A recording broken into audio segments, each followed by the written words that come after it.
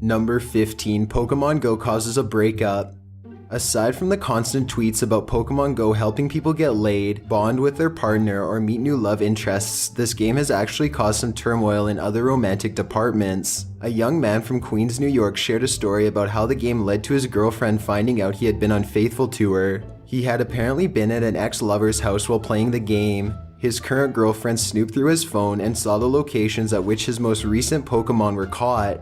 When she saw the Pokemon were caught at his ex-flame's home, she asked him about it, and when he didn't have a good excuse, she broke up with him. There was never an update to this story, so it isn't unlikely that the pair worked it out. It is odd though to think that an innocent game of catching digital creatures could cause a relationship to end. Then again, this was more the fault of a cheating boyfriend than a fun app. Number 14. The Church vs. LGBT. One of the main features in this game are the gyms. Most of the time this is all in good fun and doesn't get too serious. Aside from some cases of nearly gang violence that will be mentioned later on this list, one of the most shocking cases in relation to gym control comes from the Westboro Baptist Church and local LGBT players. As many may know, the Westboro Baptist Church is known for its extremist views in opposition to LGBT people and their lifestyles, as well as very controversial protests and movements in recent years. Regardless, the church was listed as a gym, as most churches are in the game. When a player was walking through the town trying to catch 'em all, they discovered this and claimed the gym as their own using a Clefairy by the name Love is Love. This was of course taken as a huge insult and serious problem by the church. They actually fought back by using a Jigglypuff to regain power of the church. The official Twitter page for the Westboro Baptist Church published this photo. An elder of the church, Stephen Drain, stated that they would use whatever language or trends were popular to reach out and spread awareness of sin. Drain also shared that while Pokemon might be idolized over religion, he saw no harm in using the game to the church's advantage. The current status of the gym is unknown, but this battle is one you might want front row seats to. All the years of being put down by the church, and the LGBT community finally has a non-violent, lighthearted way to fight back. Number 13. Random Pokemon Gym. Most of the gyms in the Pokemon game are located at churches, historical monuments, museums, and other important landmarks as such, but there seemed to have been a mix-up when planning out the map for the game, and a random civilian had their home listed as a gym. With all the hype this game has produced, and with the number of players completely obsessed with catching Pokemon, having your personal space listed as a key point in the game is a pretty scary thought. Boone Sheridan, the owner of this home, explains that this entirely mishap occurred because his home used to be a church several years ago. It was remodeled and sold as a home where he currently resides. Boone explains that people park in front of his home, standing outside in small groups, and casually stop outside the gate while walking all throughout the day and night. He has generally tried to make the best of it, as Pokestops and gyms can only be reported if they pose a physical danger to players. There's no current option for reporting a location as inaccurate, or if the owners don't want this kind of attention. Either way, Boone has taken photos with players and even became friends with the current owner of the gym. While he does hope to have his home removed from the map as a gym, he hasn't seemed too angry or distraught about the situation. He claims that as long as no danger comes to him or his wife, and no violence occurs in the immediate vicinity, he can deal with it. Many players claim that they could see this as being an issue for him when battling other players becomes a feature of the game, because a huge concern is violence amongst players. Number 12. The Holocaust Pokemon. Having museums or historic locations listed as Pokestops or gyms doesn't seem like a bad idea at first. It's a great way to get people out to the locations that can be filled with learning, but some locations would have been best left off the map. Holocaust museums and memorials in several locations across the US, Australia, and other parts of the world have been marked as Pokestops and gyms. This has led to huge groups of people flocking to the locations to engage in the game. Again, this doesn't seem like such a bad idea until you're hearing a tour guide explain the millions of deaths caused by the genocide which took place during the Holocaust, and you see tweens, teens, and even adults flicking imaginary balls at virtual creatures on their phone. It's pretty disrespectful and disruptive to those there to learn about history and possibly their own heritage. Again, this isn't really the fault of the game or its creators, as they probably assume that people would play at these locations after a quick tour or educational run. Instead, people who lack self-control are traveling to these locations not to learn or mourn, but solely for the game. The best tip here is not to take something sacred and tragic and make it a joke because of a game. If you're traveling to one of these museums or memorials, take the time to learn something new about the Holocaust and those affected by it before you start throwing your Pokeballs at a nearby Pidgey. For locations like these, only play the game while on break or in areas where people aren't trying to experience the museum. Play in cafeterias or restaurants at these locations, or in empty lobbies, or at least not in the middle of a speech. Number 11. Cemeteries. Much like the issue with the Holocaust museums, certain location choices in the game have led to people trying to catch Pokemon in pretty unsettling places. Most of the time, cemeteries are used for mourning loved ones, or the very occasional artsy photo or video shoot, and on Halloween it's a great place to freak yourself out considering all of the bodies decaying beneath the ground. None of these things sound similar to the act of pulling out your phone and running around to catch Pikachus and Jigglypuffs. But that's exactly what has been happening. People have posted photos and videos on social media, often in shock that their local cemeteries are listed as stops and gyms. Even some very old cemeteries with tombstones dating back to the early 1800s have been listed. People have explained while playing the game that they simply follow the path offered for certain Pokemon and they find themselves outside of or literally in a cemetery. Other odd places that players have been led to are public bathrooms, dark alleys, and the backyards of residents. While what specific Pokemon are placed amongst the dead has not been shared, there haven't been any claims of very rare ones being found in those locations. So if cemeteries are something that make you uncomfortable, then don't worry about missing out. Number 10. US Soldier. While in battle in Iraq, an American soldier named Lewis Park took a screenshot of the Pokemon Go game. The photo was a Squirtle standing in the middle of the Iraqi desert as a Pokeball rested atop his machine gun. Park claims that posting the image to social media was a mistake and he didn't want the attention the viral post has gained him. He does believe that the viral post will help raise awareness and bring attention to the wars and battles occurring in Iraq though. He also states that he only decided to play the game because he had played it as a child and all of his friends from home were on the bandwagon. Many claim that this was an irresponsible move and he should have been more focused while out in the field, but Park and those that fight alongside him say he's very serious about what he does, and this was just him trying to have a little everyday joy while in the midst of battle. Number 9. Pokemon Stalker. This terrifying story comes from Reddit user Shut That Xylophone Up. She shares that Pokemon Go has been a great way for her to get up and out of her house and be more active. One night she planned to go to a local park where trainers had been herding to lately. The park was allegedly very safe and in a well-rounded neighborhood, or so she thought until she met a guy sitting in a gazebo. She was eager to talk to him, as she had been using Pokemon Go to work through anxiety and socialize more. The pair had a great chat and she was relieved that it went so well. Then she tried to leave though and things got kind of dark. The unknown man followed her and began asking personal questions and making comments about how attractive she was. In her post, she states, "I kept trying to tell him that I didn't feel comfortable with those comments, and he just said that I shouldn't argue when someone calls me beautiful and I have low self-esteem because I won't accept it, etc."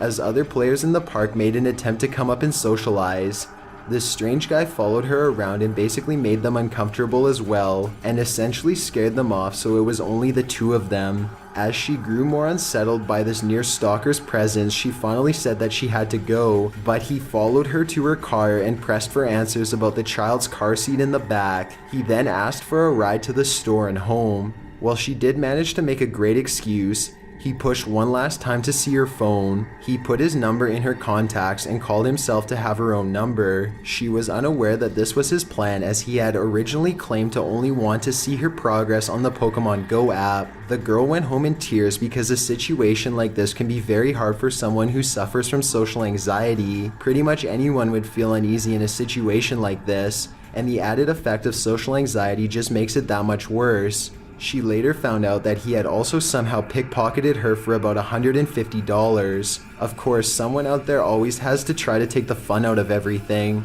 This young lady just wanted to go out and have fun while trying to meet people, but instead she was met with a horrible and unforgettable experience. A positive follow-up to the story explains that the user had a big burly male friend of hers go to the park, where the same sleazebag was still sitting around bumming cigarettes off people. Her friend Chino threatened him and called him out on the situation. The creepy guy admitted that he had taken the money. He returned half of it but said the other half had already been spent on weed, dope, and cigarettes. Well, this situation wasn't the girl's fault at all. It's a friendly reminder to use the buddy system while out Pokemon hunting. Number 8. The Sex Offenders Pokestop. This entry seems to wrap up a lot from the list so far. It involves an oddly placed Pokestop and very creepy guys.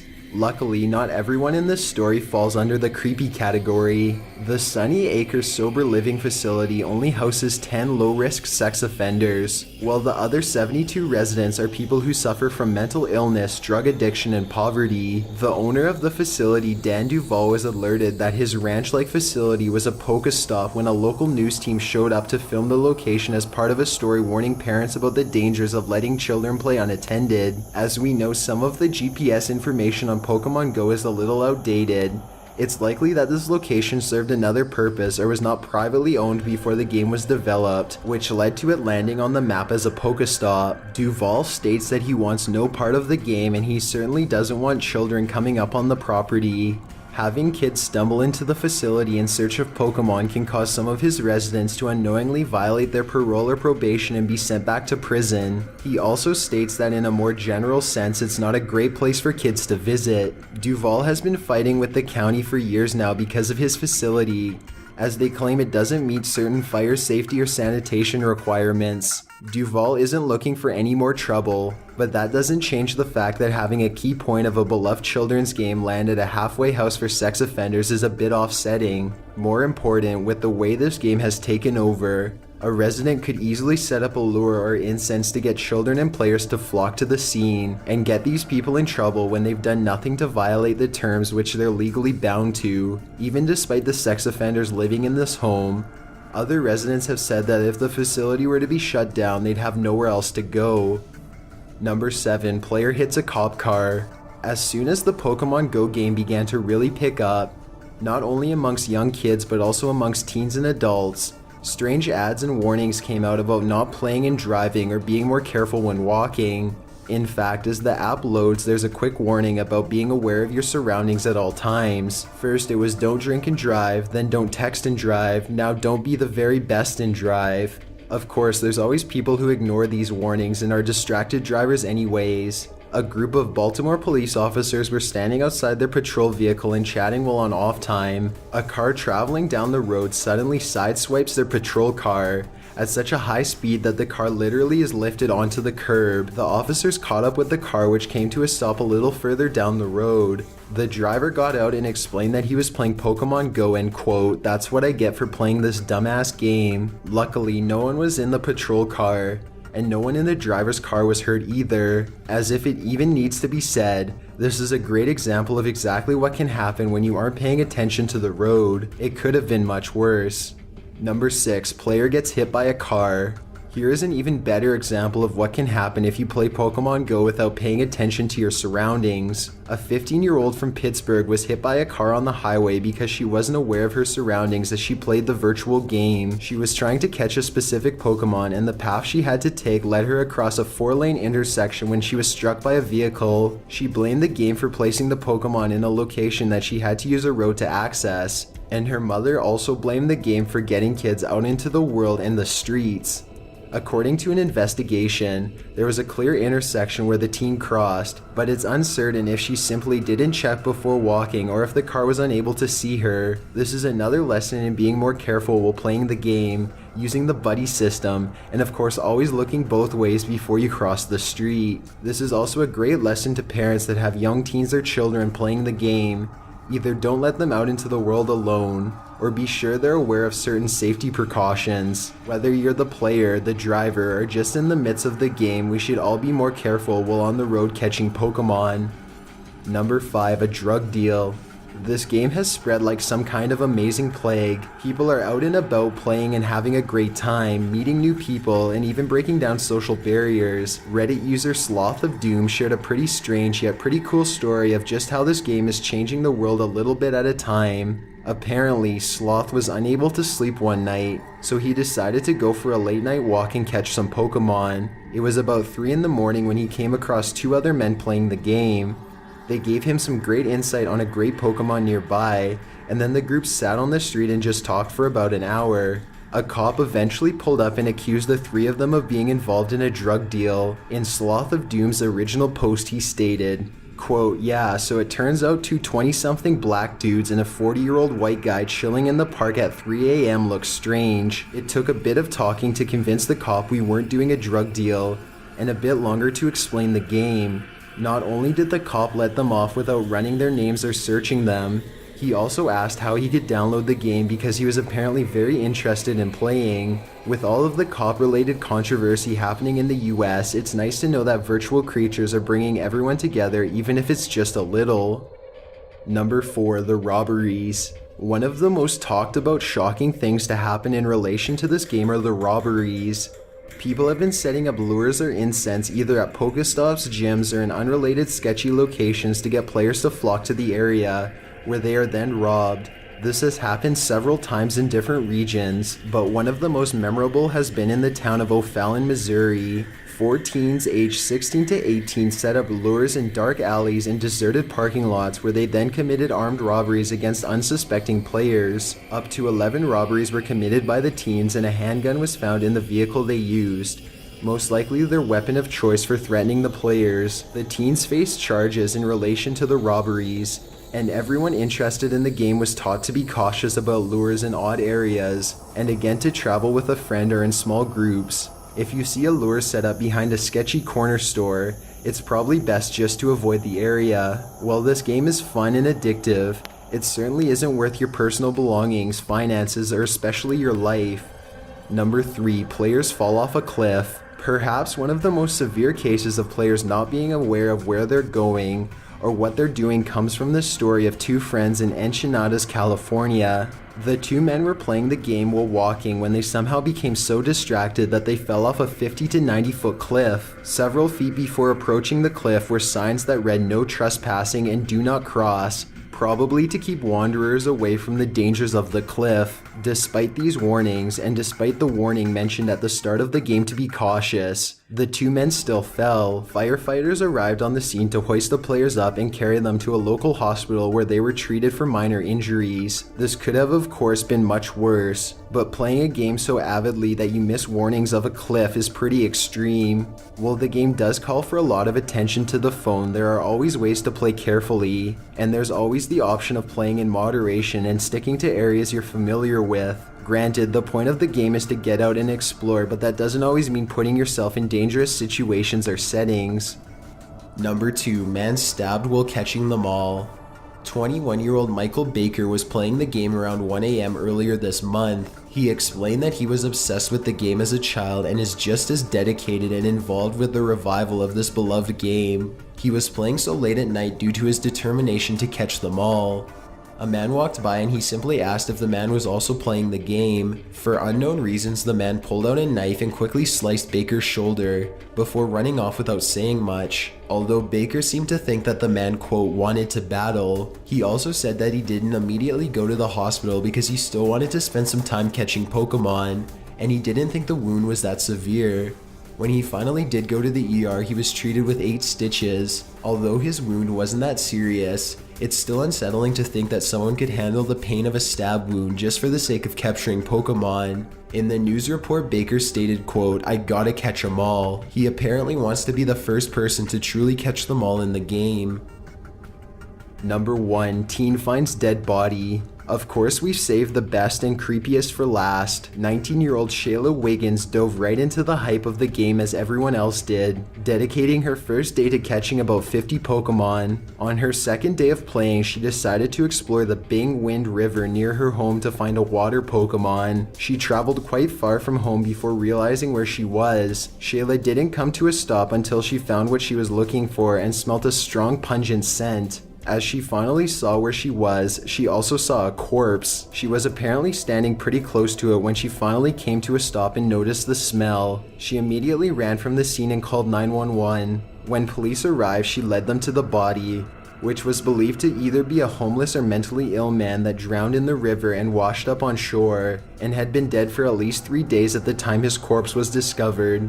More details on the man's identity and the nature of his death were never released, but Shayla's mother did report that her daughter was doing better after a few days and is still actively playing the game. Shayla also reported that while she knows she would have never been in that area if it weren't for the game, she was oddly thankful that she was able to help discover this body, as the man's family had probably been worried and searching for at least several days. So while this story is pretty unsettling due to a rotting corpse being involved, it's also a pretty happy ending because otherwise the man's body may have never been found. Thanks for checking out this countdown. Be sure to subscribe as we upload new videos every week. It'd really mean a lot if you join the notification squad by clicking this gear button, checking this box, and then clicking save. See ya.